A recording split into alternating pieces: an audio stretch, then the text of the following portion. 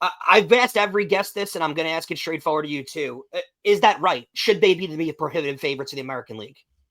Well, I'm not sure about prohibitive, but to me, they are the best team.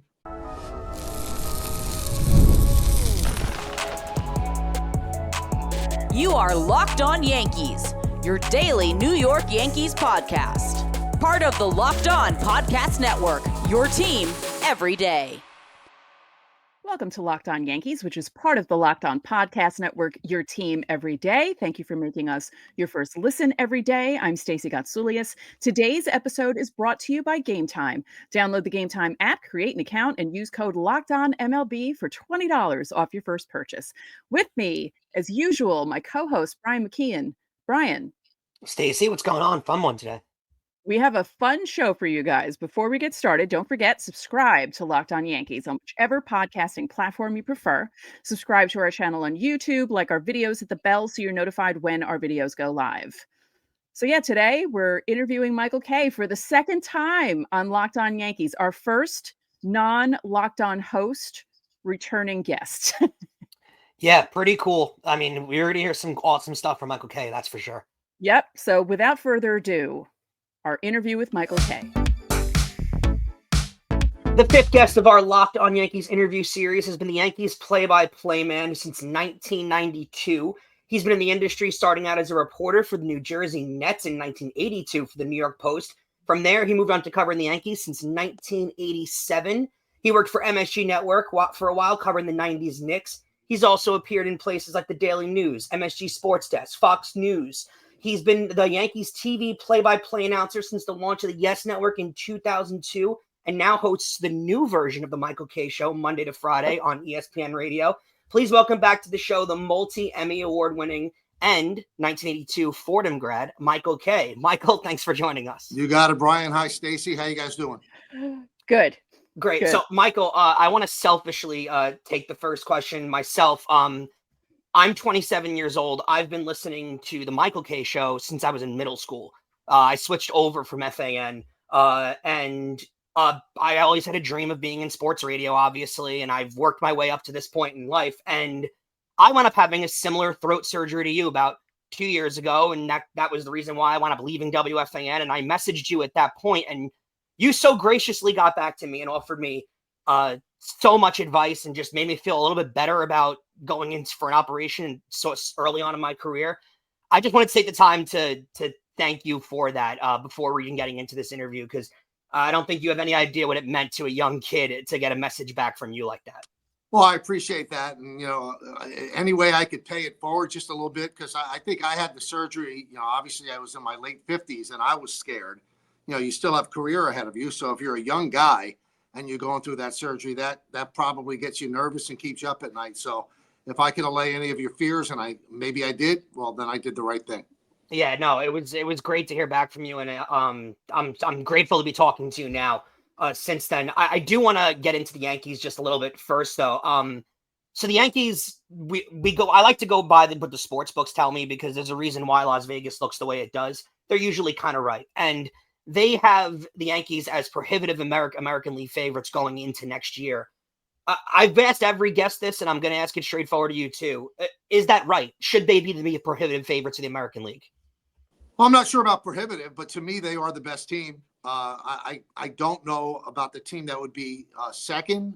Just look in their division. Toronto really hasn't done much. The Red Sox have added some pitching. Obviously, Tampa Bay is going to struggle playing at Steinbrenner Field, 81 games a year as well. So there's a lot of things to worry about. The Orioles, I think they're short on pitching as well. You look down in the West, Houston's taking a little bit of a step back. It looks like they're going to lose Alex Bregman. The Central, the Yankees seem to always have the Central's number. So I know a lot of fans are a little upset with the players that have gone to the Dodgers and, Soto going to the Mets.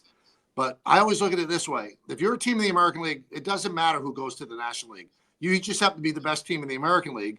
And then you take your chance in a best-of-7 World Series, and you see how it goes. Anybody could win that. Even a bad team could win that. And if you get through the American League gauntlet, you're not going to be a bad team. So right now, the Yankees, with the pivot they made after losing Soto, I think they've pivoted very, very nicely. And I do believe that they're the best team in the American League. speaking of Soto, the last time you were on Locked On Yankees was literally about 12 hours after the Yankees traded for him from San Diego. And it was also a couple days after the Verdugo trade was announced. And while you were all in on Soto, you wondered why the Yankees made the move to get Verdugo. Now, the Yankees have made some moves since losing Soto. Is there a move you feel the same way about Soto? Like all in, really good move? And is there a move that you think is similar to Verdugo, or do you think that everything they've done so far has been good? Yeah, the Verdugo thing just didn't resonate with me. And then watching him play, he's not a bad guy. So I want to get that out there. I think he was good in the clubhouse. The players liked him. He was pretty good defensively, which is why they kept him in the postseason. But I don't think he hit anywhere close to what the Yankees were hoping. He was not that doubles machine that we all spoke about. The Soto thing to me was a no-brainer, even if it was just for 1 year. And it turned out to be a no-brainer. He was excellent for the Yankees. But of the moves they've made this year, I don't see one that could be on that Verdugo level. I think the Devin Williams trade is outstanding. I think Bellinger is poised to have a really good year at Yankee Stadium. He wants to play for the Yankees. Always spoke glowingly about the Yankees. I think that's big as well. Max Fried, it's hard to argue with Max Fried. The big if is if he's healthy. But when he pitches, he's got one of the best ERAs in all of baseball. So I like that move. It makes the rotation deeper. Everything they've done so far, I hope I haven't left anything out. Even picking up Cruz in the bullpen in the trade for Trevino, I think that could end up being a really, really sneaky good move. He could average 13 strikeouts per 9 innings. So I think on the run, after losing Clay Holmes, they have really pivoted and built a really strong bullpen. So, yeah, I like everything they've done. Nothing so far is anything that I sit back and go, gee, I don't get that. Yeah, I'd agree with you. They've had a really solid offseason. I think according to, especially when you compare it to the rest of Major League Baseball, I think they've had the best offseason out of any team in baseball, really. Maybe you can compete with, you can say the Dodgers too, because they've added on to a championship caliber team already. The Yankees have done tremendous. I want to circle it all the way back to when you started in the industry, because you start off, I think, like everybody else, right? You're out of Fordham and you're trying to make a career at sports radio or sports media, I guess, and you're going for it. And that's all great. But how do you fall into the mess that you fall into? And I mean that lightly, of becoming the Yankee play-by-play guy. Like you've said it a million times publicly that you grew up in the Bronx. All you wanted to do was call Yankee games. And now you sit here years later and you're the play-by-play guy of the New York Yankees. Like, who's the instrumental person that you meet that winds up sliding? Because it is crazy when you think back at your career sometimes, right? It's shocking. That's why whenever I walk into that booth, I kind of take it in to realize how fortunate I am. I mean, I'm about to start my 33rd year announcing Yankee games, so who could have predicted that? I always feel uncomfortable when younger people ask me, well, what advice do you have to give? And really, the route that I took is really a route that's not traveled that much.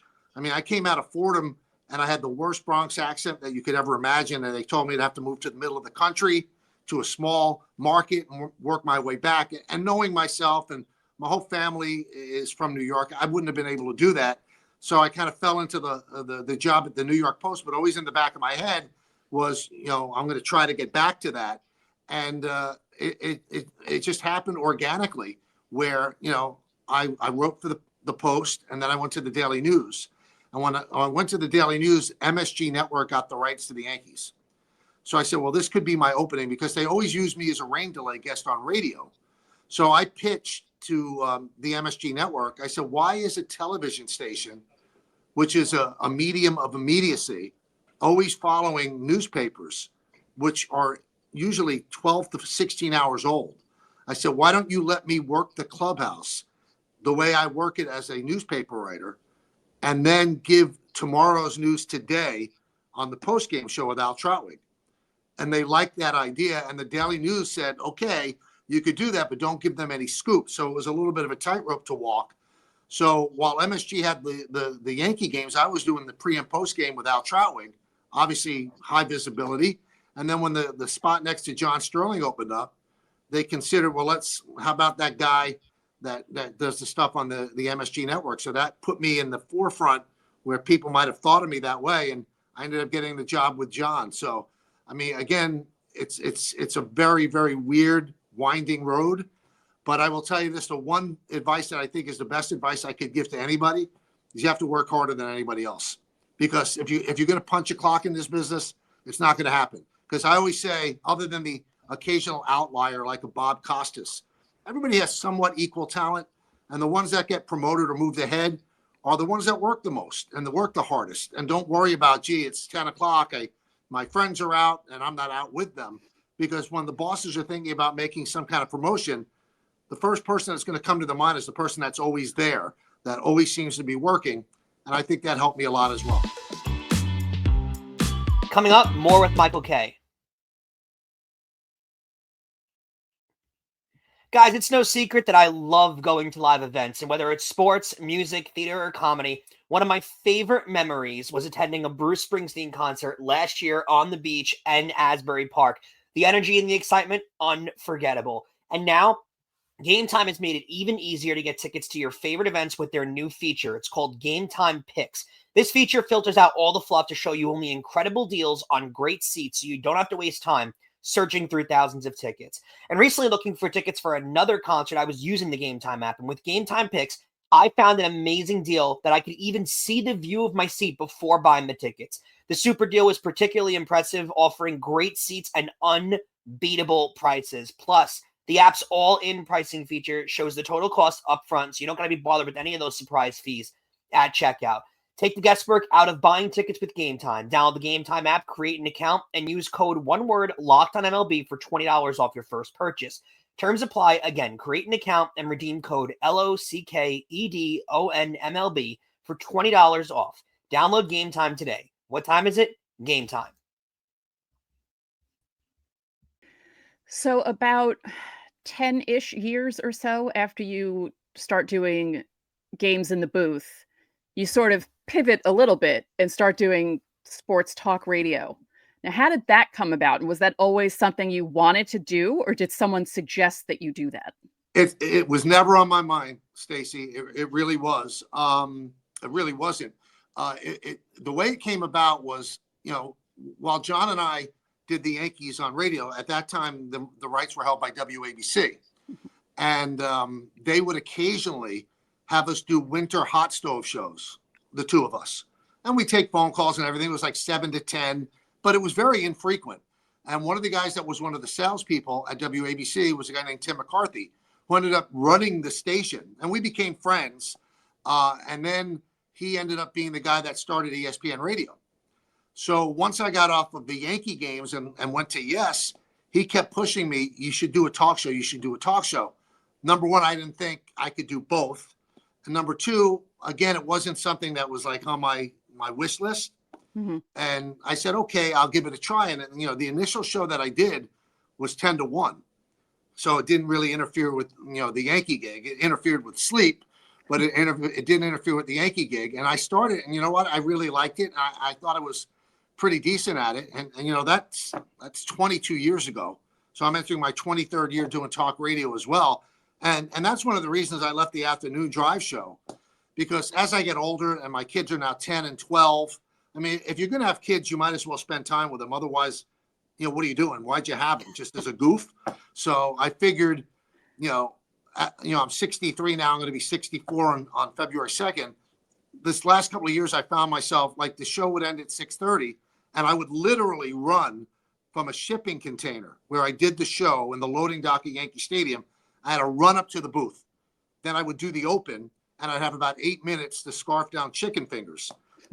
I said, this is not the way to live. And also during the winter, although they allowed me to do the show at home a lot after COVID, I get off the air at 6:30. The kids get home from school at 3:30. I'm wasting 3 hours that I could be with them and go to their things and maybe coach my son's games and stuff like that. So I decided this 1 to 3 thing that they offered me was perfect, because I was going to walk away completely, but they wanted me to stay in some way, shape, or form. So now I get off the air at 3 and I could walk out to the bus and meet my kids when they come off the bus from school. So it's been a perfect situation. During baseball season, it's going to be great as well, because now I could do the show at home, get in my car, drive to the stadium, and be there for the press conferences at 4 o'clock and actually take a breath before I do the games. So that's a long answer to your question, Stacey, but I hope I answered it. Yes. But just to confirm, though, you leaving the radio spot, that also is because you hate Don, right? That's the rumors are true. No. Right? Peter, No. yeah. not Don.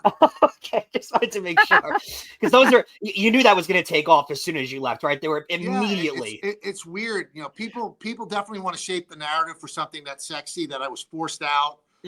Wasn't they couldn't have been more amenable to making it work. And Don and Peter deserve a chance to be the main cogs in the show. So now it's like Alan and Don and Peter all are kind of equals on that show, and I'm thrilled for them. And the show is great. And from 1 to 3, it's worked out really well. Like at the end of the show, I go, that's it, and that's it.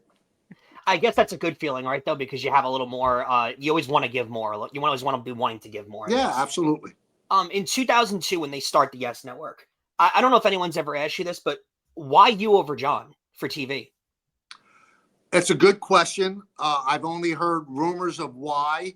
Well, John Filippelli, who started the Yes Network, had was listening on the radio. I didn't know him at all, but he had been an executive at NBC and also ABC and the Baseball Network, if you guys remember that. And he was in the car listening to a game that I was doing with John, and it was the Yankees playing the Mariners in 2001. And Jeff Nelson, who was not wanted by the Yankees after he became a free agent following the 2000 season, was coming in from the bullpen. And it was a packed house at Yankee Stadium, and the fans started booing. And I just went off on the fans. I said, what are they thinking? Should the guy have retired? The Yankees didn't want him back. He helped you win 4 rings. You could boo him during the game, but when he comes in, at least show some gratification for what he was part of one of the greatest bullpens of all time. So John Filippelli was listening to that and said, wow, this guy's got some onions to say something like that on a Yankee broadcast. So that put me in his mind. Maybe he could be the guy. And I think when he went to George Steinbrenner and said to Steinbrenner, I think I want to bring this guy Michael Kay and put him on radio. And George said, absolutely not. He said, John and Michael are the most important people that we have. People love the radio broadcast of the Yankees. I'm not splitting that up. Find somebody else. And, it was hard to combat George when he was dug in. And Flip kept going back to him. And he finally said, let me tell you something, Mr. Steinbrenner. What the radio makes for you is going to pale in comparison to what the Yes Network is going to make for the Yankees and be worth. So we could split them up. John's still going to be on the radio and let Michael be the lead guy on the TV. And George famously said, okay, I'm going to allow you to do it, but if it doesn't work out, it's your ass. And I think what they wanted to do, and maybe why me over John, was I think they wanted to start with a younger broadcaster who was going to be able to be there for a long time. But little did we know that John was going to go till 86. So it could have been a great choice with John as well. And, John and I, we love each other like brothers. And it was difficult when I told him I was going to leave. He felt like, I was abandoning him. But I told him, this is my chance for Ed McMahon to have his own show rather than sitting next to Johnny Carson. And I'll tell you, I was scared because I figured I could be the guy sitting next to John for 30 years. But this was a big leap of faith. And, that first year, Yes wasn't even on Cablevision. So we weren't reaching half of New York. And there was some thought that Yes might not even survive, that they'd go back to MSG. But once we got on the Cablevision, I felt that I probably made the right move. You did, for sure. I loved the early years of Yes. I was living on Staten Island in 2002, so I had it because I had Time Warner Cable. And I thought I was so excited that the Yankees had their own network. I thought everything that was done was great. And I was there at opening day when they were chanting Cablevision sucks for not having the Yes Network in 2002. Those are the memories I have at Yankee Stadium. Now, speaking of memories, you've called playoff games, World Series games for Dynasty. And this all happened before cell phones were a real big thing, like cell phones with cameras and all that stuff, and before social media existed. A, how thankful are you for that? And B, have you ever stopped to pinch yourself at all, or is it just all a blur? Well, I'll answer your second question first. I do pinch myself all the time. I still can't believe how fortunate I am. I mean, really, a 9-year-old in the Bronx, 10 minutes from Yankee Stadium, all I ever wanted to be was a Yankee announcer. And I'm sure there are a lot of kids that had those dreams, and it worked out for me. So, yeah, I'm really fortunate, by the way. in answer to your first question, that there was not social media, because that first year, I mean, the only broadcasting I had ever done was, the MSG network, which was, I'm answering Al's questions. I'd never done play-by-play except in college. And I was rough. I mean, they were getting letters at ABC. You got to get this guy off the air. So if there had been social media and it became a trending thing, and, Awful Announcing picked it up or something like that, and it became something that they'd have to have acted on, the dream could have ended after 1 year. But there was a guy who ran WABC at the time, a guy named Don Balukas, and I'll never, ever forget how giving he was, because, again, they were getting letters how I was rough. Let's be honest, I was rough. And, and he called me into his office, and he said to me, do you believe in yourself? And I said, yeah, I do. I said, but, this stuff makes you think. He goes, again, do you believe in yourself? And I said, yeah. He goes, well, I believe in you. He said, you signed a 5-year contract and you will be here all 5 years, no matter how many letters we get. He goes, and I'm sure that after a while, we will not be getting letters. And, a couple of months in, I got a little more comfortable. And I think the thing that you really worry about the most is the rhythm of play-by-play. I could always be an analyst because I could tell you what's going on like a reporter. That's what I brought into the booth. But the 3 innings that I was doing a play-by-play with John, that was the rough part, because you got to have a rhythm. You have to have, the whole thing. You have to have calls and stuff like that. The way to modulate your voice. And I was learning that essentially on Broadway. I wasn't learning it in Oshkosh, Wisconsin. So it's tough to learn on Broadway. So the fact that there was no social media probably saved my backside a lot. Yeah, I weirdly feel the same way. I can kind of relate, because the first radio gig that I got was FAN. I was just thrown on the overnights after COVID and said, you want a shot? Go ahead, do it. And I went on and hosted, but, I did grow up in the social media age. So my first show, I was getting, Twitter DMs of, what are you doing on the air? It's tough to navigate. And I'm sure you learned too with the K show. You went through the advent of Twitter and stuff. So seeing, what was your strategy, I guess is the best way to put it, of ignoring it, of getting it out of your head? I know it can get to you at times, but it must have gotten overwhelming with your Yankee stuff and the radio. It's a lot. It's a lot. And I think that social media brings out the worst of our society in every way, shape, or form. Sports, politics. We're a very polarized country right now. People are unhappy. People are nasty. And they want to try to bring you down. Now, to say that I'm completely over it, I'd be lying. I mean, because you do look. I don't look during games anymore. I used to look during games. Smart. And that could really get into your head. Oh, what a terrible call, whatever the case may be. And this is somebody, doing it 20 years, and you still start to doubt yourself. So I got over that. And about 3 or 4 years ago, I remember I told Don and Peter, I am over answering these people.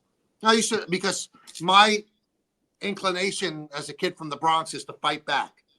And people go, well, why do you punch down? And I'm going, I'm not punching down. Those people are equal to me. I'm not any better than them. I'm punching. I'm not punching down. So I just stopped answering because, again, it brings you into their simmering cesspool, and I don't need to be there. But I do look after games or whatever, because sometimes there's good stuff that comes out. There's good criticism. And I think that's important. That's the best of what Twitter or X could bring you. But my advice to a young person starting out, don't even look. Yeah. Because there's no positive there. There's very little positive. It's all about how you suck. And nobody wants to hear how they suck. And sometimes you might not even suck. But because these people are in their mother's basement with Cheeto dust on their fingers, everybody in the world sucks to them because you have a job that they want. And I get it. I have a job that probably thousands of Yankee fans want, and thousands of Yankee fans think that they could do better than I can do. Maybe they could, but I don't need to read it all the time, so I backed away a lot. Coming up, more with Michael K.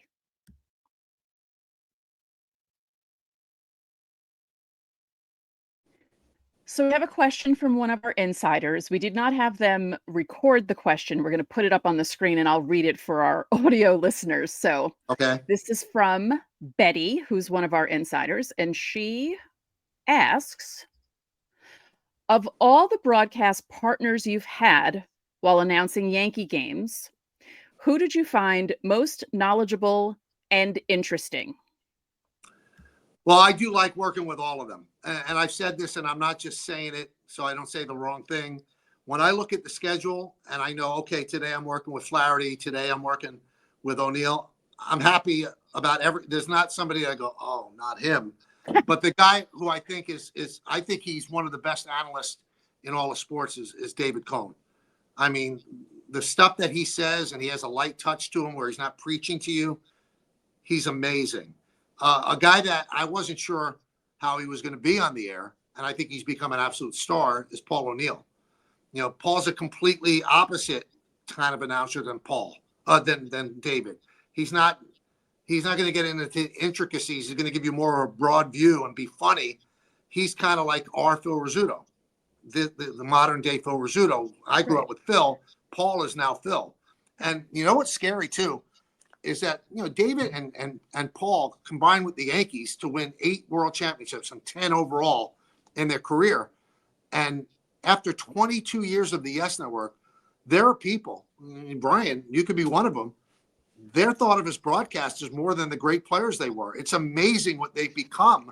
Yep. And they're part of the Yankee firmament more as a broadcaster than people remember. I mean, people my age obviously remember the great things they did on the field, but now people of a certain age look at, oh yeah, those are the Yankee broadcasters.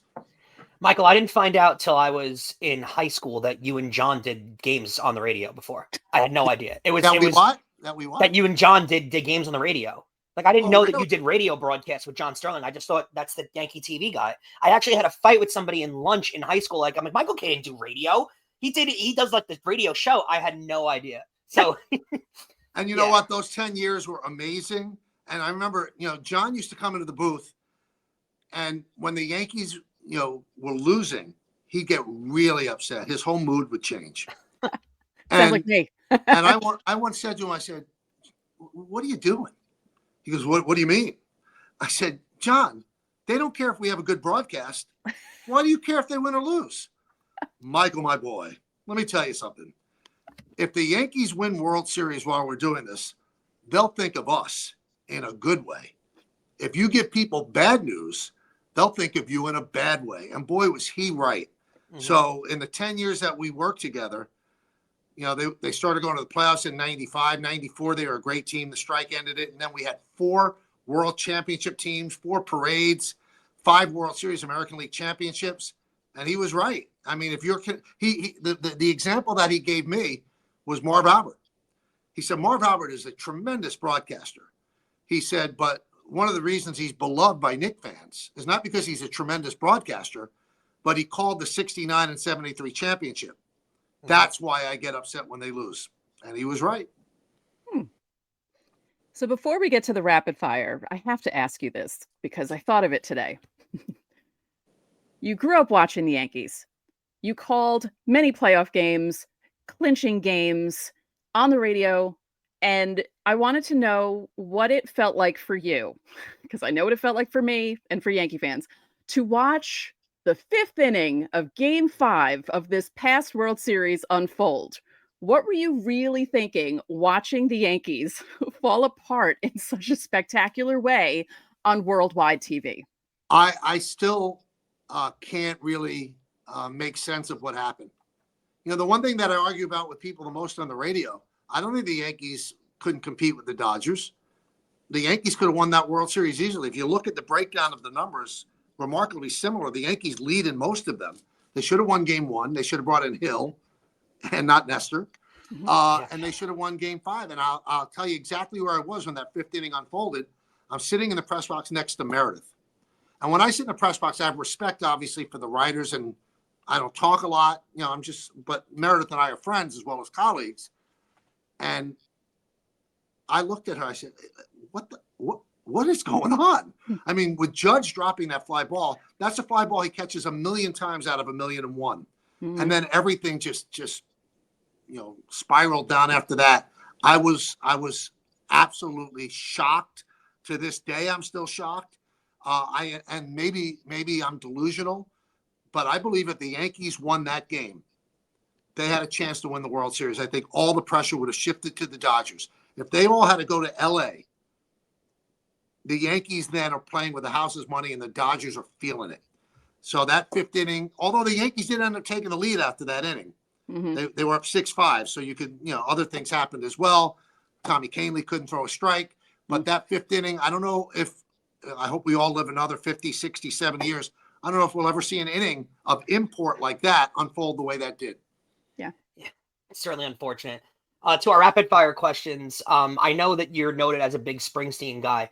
I want to know your favorite Springsteen song, but don't give me a basic answer. Don't say Born to Run or something. Give me a really good one. I like the Land of Hope and Dreams. I love that song. I like Brilliant Disguise, which is a really, really fun song. And, the pop bubblegum guy of me, I love Glory Days. That's my karaoke song. So I think that's tremendous. A big Courtney Cox and Friends fan. So everything kind of comes together. But if you ask me about Springsteen, I like everything he's done except for his Nebraska album. When I go to his concerts, I say, well, that's his Castor Oil songs, where he's going to do it for you because he says it's good for you, but you might not like it. I just don't love the acoustic, songs. I love the rock and roll songs. That is fascinating. Before Stacey gets to hers, I just want to mention, because when he's been on Stern the last few years, and he always credits that as being like his favorite album that he's ever written. Yeah. And Stern had I'm going through a closet Ed Sheeran phase lately because I'm a big rock and roll fan, but I love Ed Sheeran lately. And Ed Sheeran has said that Nebraska is like one of his most influential albums too. So I can't believe that it's not for you. It's crazy. Yeah, it's a little too deep. And if you've heard me on the radio and I'm not that deep. So I mean, it's not. There's some. I think Atlantic City's on that album. Yeah, and I like that song. I mean, there's stuff that I like, but it just doesn't resonate in concert. His concerts to me, and I've been to about 35 of them.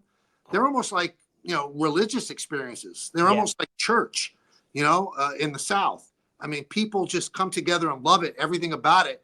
And I know you're supposed to be quiet during the Nebraska songs, but I think people are quiet because they get a little bored too. Again, that's just me.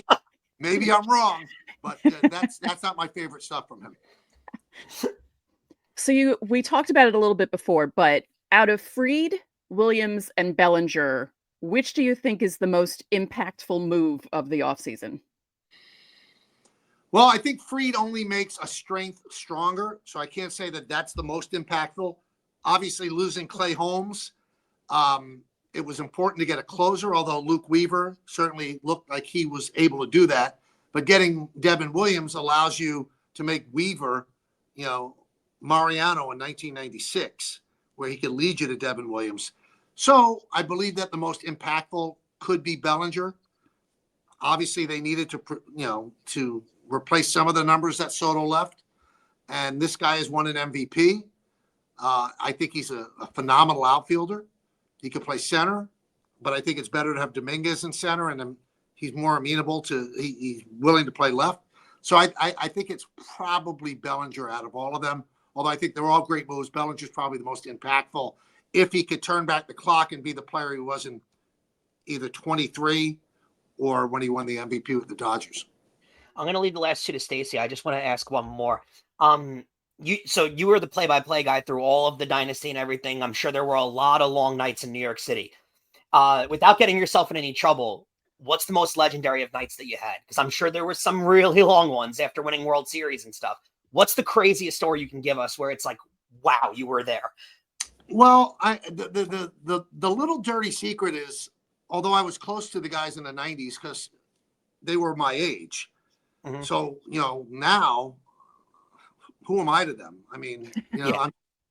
I'm not listening to the music they're listening to in all likelihood. So, I mean, you really don't hang out that much with players. Mm-hmm. But I would have my own fun. I'd go into the cities. I'd go to Blondie's. And I just remember that after David Wells' perfect game, everybody went to this bar on the Upper East Side. Not Runyon's. Can't remember the bar, but it was like in the 80s on 1st or 2nd Avenue. Dorian's Red Hand. And that was wild. The players just let their hair down, and that was great.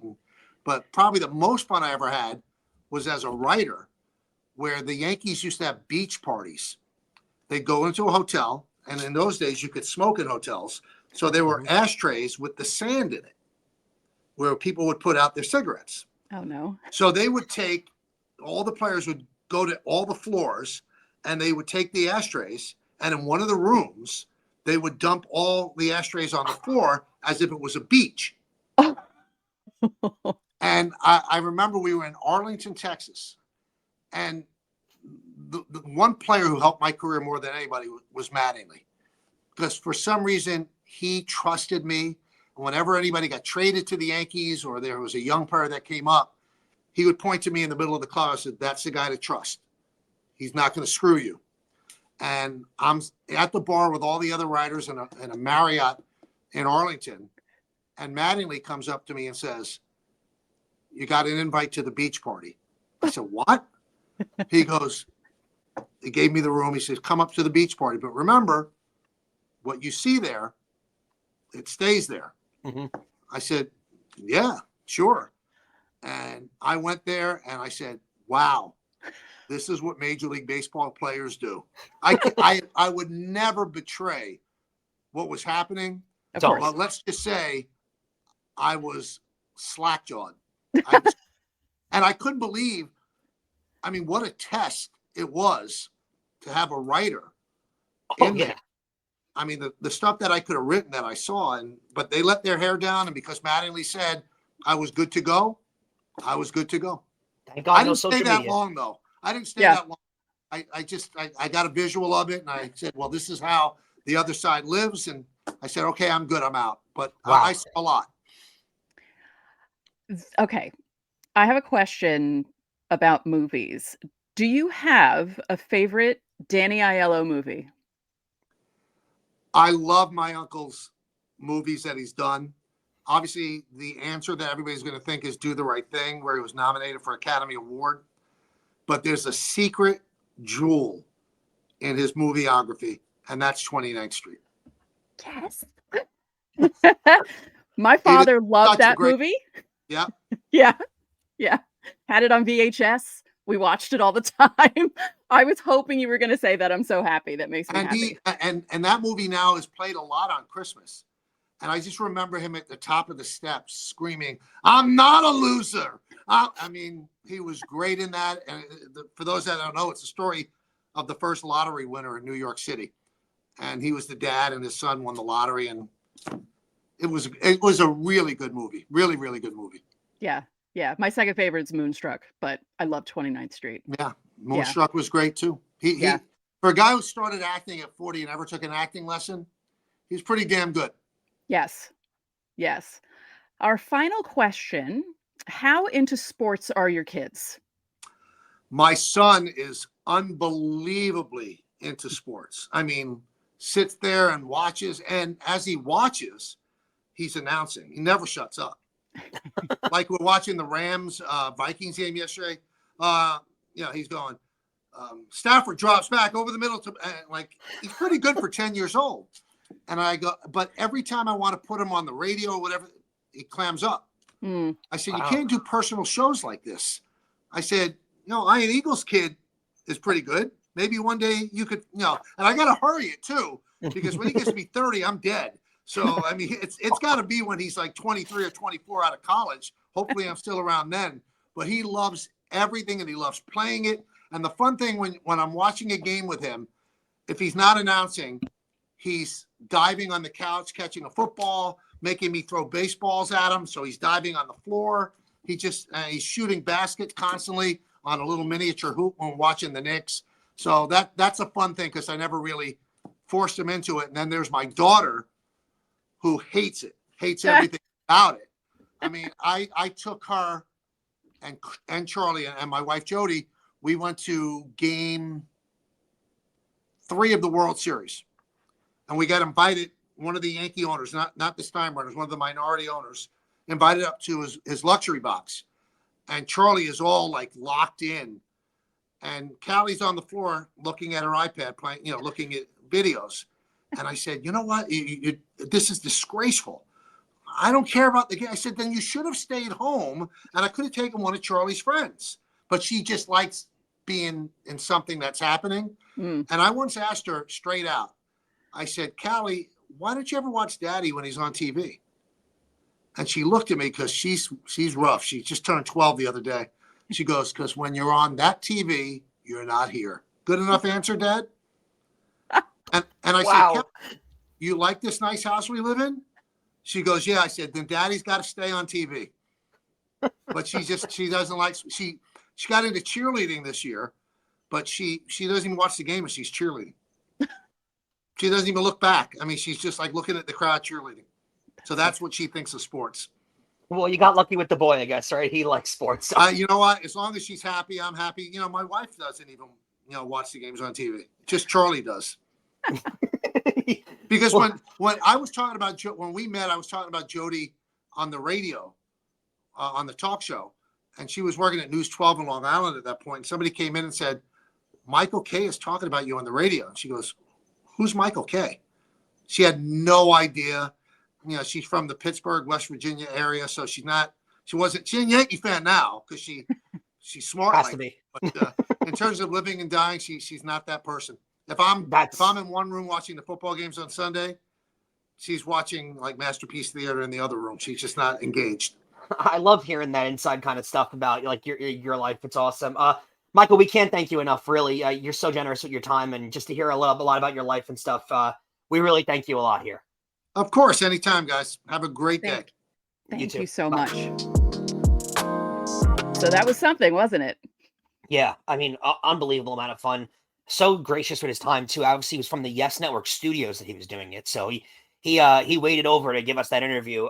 Really was incredible. I had so much fun doing that. Yeah, and some revealing information. I was actually pretty excited about that. So yeah, thanks again to Michael Kay for being so gracious, and we're grateful for his time. We're grateful for how nice he is and how accommodating he is and how he's always like, yeah, I could do the show.